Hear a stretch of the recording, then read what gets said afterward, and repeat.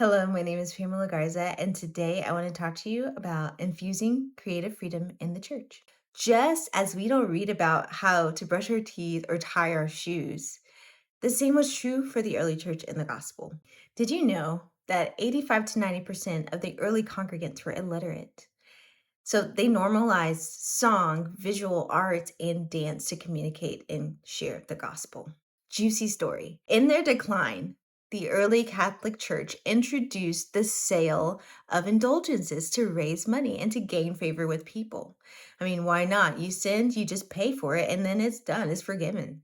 The other thing that they introduced to gain a following was extravagant art. So they hired Bernini and other talented artists to create a picture of something that people did not want to miss. These artists became residents of the Vatican. So here's a quote by Gary Wilson. They were hired to create art that was so splendid, so magnificent, that when you walked into the room, your senses were so overwhelmed that you silenced your mind and stopped asking questions. The Protestants felt that this was borderline manipulation, so they kind of wanted to ditch that plan. To live above that Catholic influence, they decided to remove everything that was even close to resembling art or freedom in the culture. Check out Exodus 25, 1 Kings 6, and 1 Kings 8. God allowed and commanded the use of art in the holy places. There is so much detail, and yet he gave us the ability to do the job that he asked. 1 Kings 8, 10 through 11 says this. When the priests withdrew from the holy place, the cloud filled the temple of the Lord.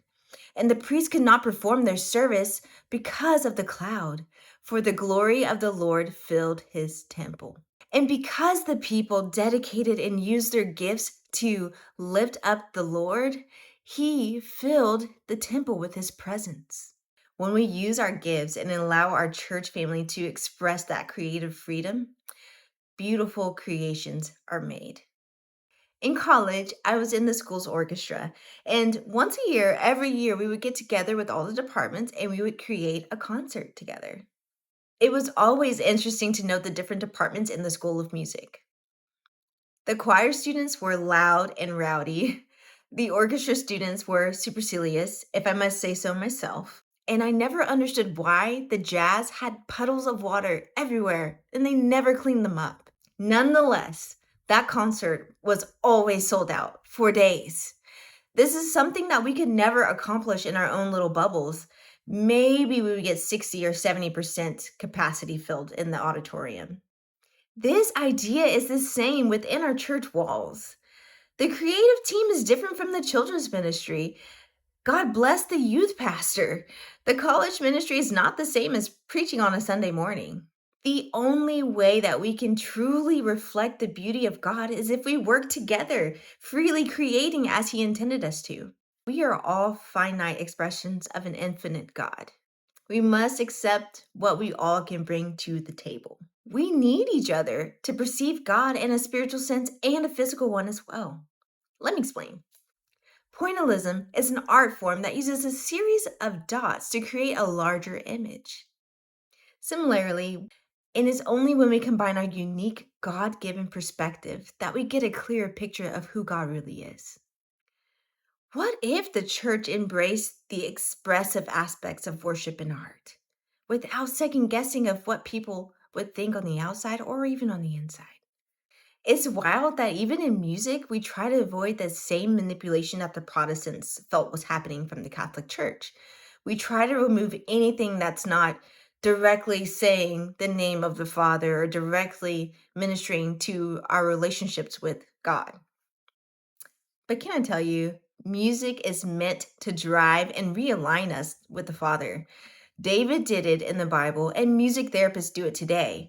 If you're having an anxiety or panic attack, what does a music therapist do? They put on a song that has 50 BPMs or lower to get that heart rate down, and it works. The same is true with worship in our church. We are pulling people together and trying to realign them with the Father. Let's talk about ways to enhance the worship experience in your church. Number one, embrace the beauty that you don't understand. Artists can give vision and language to some of our deepest emotions. Number two, embrace a higher standard. We need to help others become the best versions of themselves. We need to not shudder at the words criticism and critique. They're very important for personal development. Number 3, refuse mimicry. This is uncreative and is essentially worship karaoke. Can we just eliminate that from our churches today? We need to stay away from creating derivatives. And a derivative is just a copy of something that you've seen or heard without adding anything new. So, as we are taking the original, we're just making a copy and then another copy and then another copy and then another copy. It's literally going to get worse until there's nothing there. So, let's not do it. Number 4, value the investment. Great art is an investment for ourselves and our souls.